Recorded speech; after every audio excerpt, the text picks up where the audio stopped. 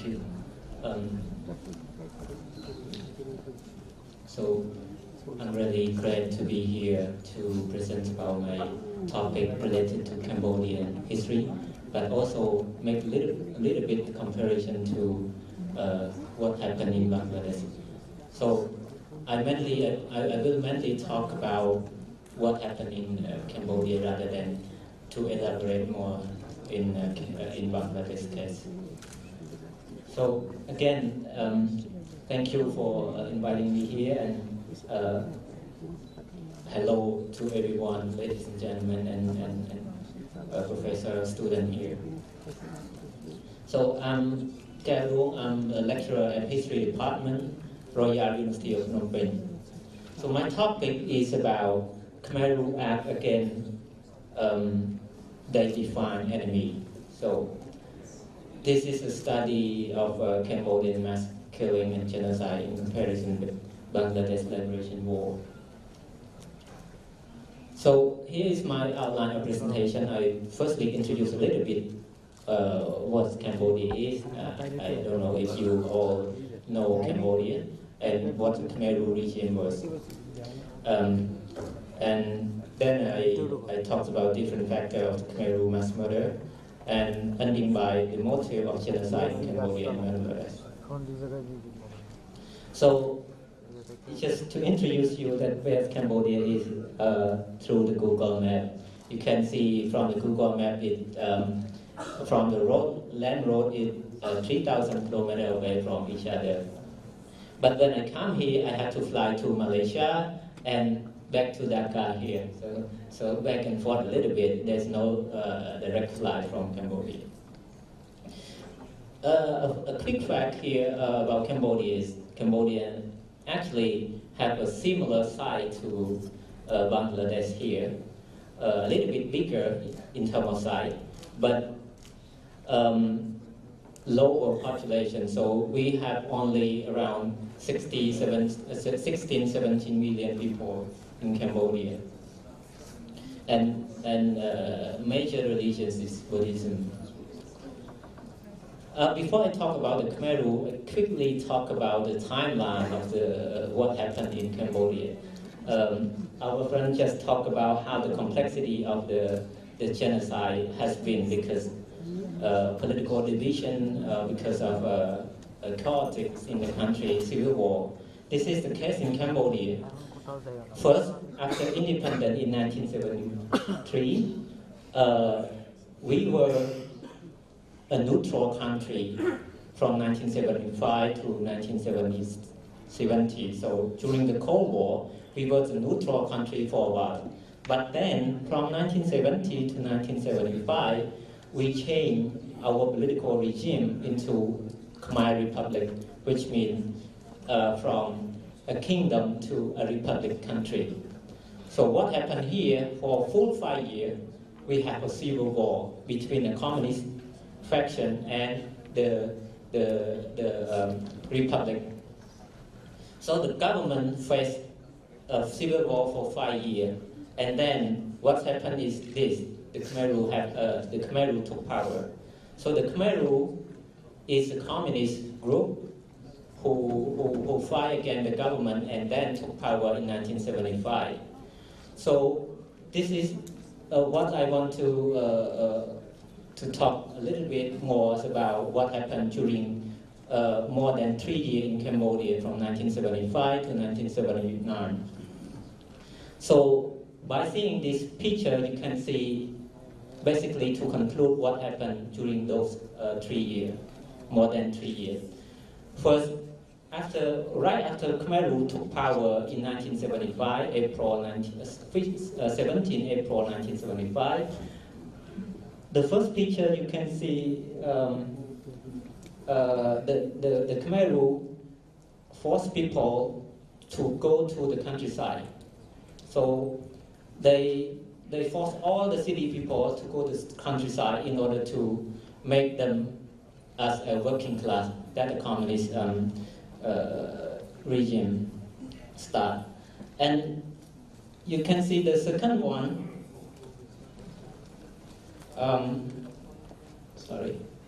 The second one is how people were forced to work after they was evacuated to the countryside, and all the people in Cambodia were forced to work. From survivor narrative, most of them talk about they work day and night, so 12 hours a day or more than 12 hours a day. So, and in the third picture, you can see the truck load with rice, but export to the foreign country. That means what we produce, rice, was not to supply people, but to mostly to export. That's why most of the people were stuck. They don't have food to eat. So you can see people, most of the survivors would say, when we talk about the experience during the Khmer Rouge, would say they work too hard and have no food to eat. And also, you can see the two pictures below is about how people was arrested, detained, and executed. So why people was executed during the Khmer Rouge? So I just briefly summary what happened here. So first of all is to execute those former government officials. So those former government officials in here, right after the Khmer Rouge come to power, they actually surrender, but the Khmer Rouge see them as a threat to the new regime. That's why they have to eliminate them all, and including from lower ranks soldier to the top one.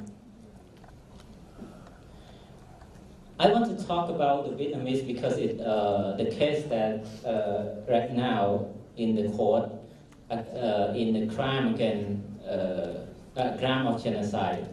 The Vietnamese in Cambodia was totally executed during the Khmer Rouge. That's why in Cambodia, when it comes to the legal framework, crime against genocide only apply to ethnic Vietnamese and the Cham, the ethnic minority in Cambodia. But for the Cambodia itself, Cambodian people was applied to the crime against humanity. So for Vietnamese, those who stay in Cambodia after the Khmer Rouge took power, they were executed. I show you a map here that Vietnam is just east and south of Cambodia and to the north. So this is what happened to the Vietnamese people who live in Cambodia. And also they define the enemy as a gazebo or CIA agent. Then even those who was arrested don't even know who is gazebo, who is CIA. They just arrested and put the definition as an agent of those defined enemy.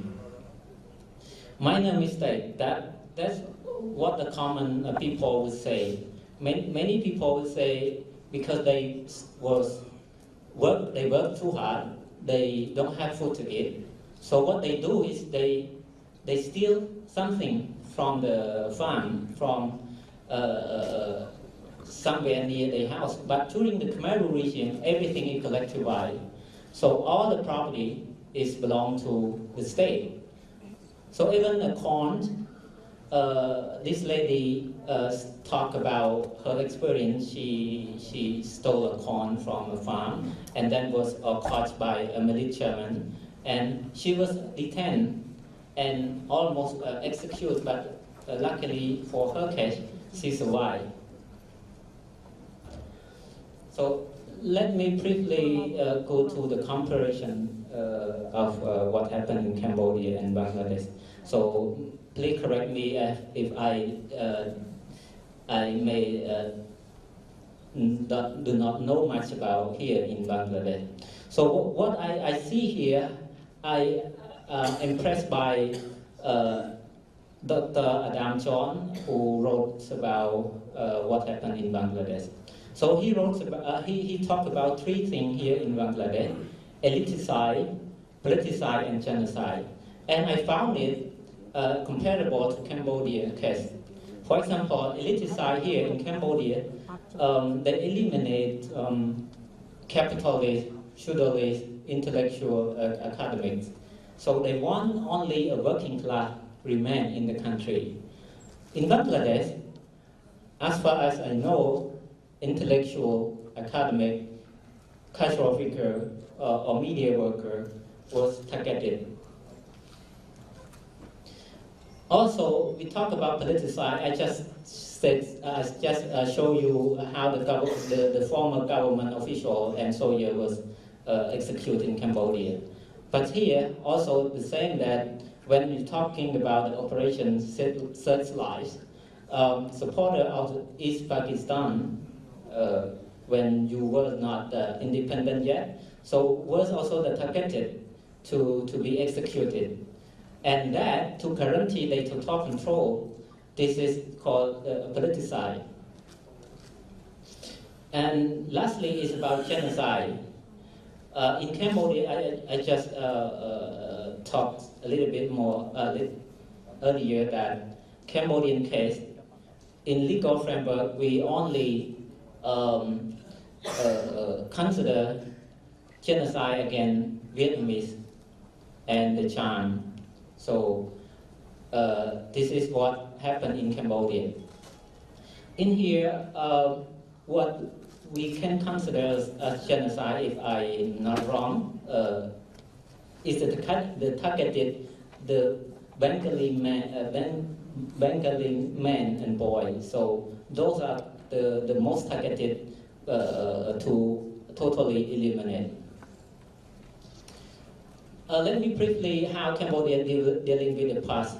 So our speaker just talked about the comparison between Cambodian case, Iraq, and here in Bangladesh.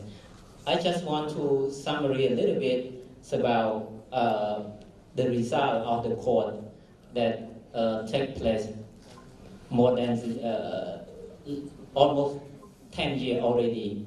So for the result of that court, the extraordinary chamber in the court of Cambodia is that 3 people here, you can see 3 people here has been sentenced to 1 life in prison, but they are old, and the court is still going on. But I think only these 3 people will end the court by judge only 3 top leaders. So this is the limitation of what Cambodian dealing with the pass-through legal framework. In terms of education, that's what actually I myself involved in developing what is called app learning on the Khmer Rouge history, because in Cambodia many youth use a smartphone, use a smart device. So we developed a smart application so that students can learn from their phone. So this application now available on App Store and Play Store. If you want to know more about Cambodian case, you can download it from your iPhone, your Samsung, or whatever smart device you have. By searching Khmer Rouge history and then install freely. The application mainly for Cambodian student and teacher, but also for international people, because we have 2 languages for Khmer language and English language. So it's easy for you if you want to know more. Dr. Keo Doung, please conclude within 1 minute. Yeah, thank you. And lastly, I just again make an observation that Cambodian case and Bangladesh case is in different contexts. Like I can say, for example, one thing, a communist dictatorship regime in Cambodia, and here you fight for independence. A little bit different context. But what I found is similar is that the motive of mass murder and genocide, for example, the summary execution, dehumanization that our speaker just said about the process of being going to have genocide also have here in Bangladesh and in Cambodia, and crime against humanity and genocide in both countries really happen. So here, just to show you that your Prime Minister visit Cambodia, Tuxlan Museum is a famous museum in Cambodia where almost 20,000 people was executed there during the past, during the Khmer Rouge regime. And the guy here is the executive director at the museum, the person I also work with very often. So thank you very much. Thank you for your presentation.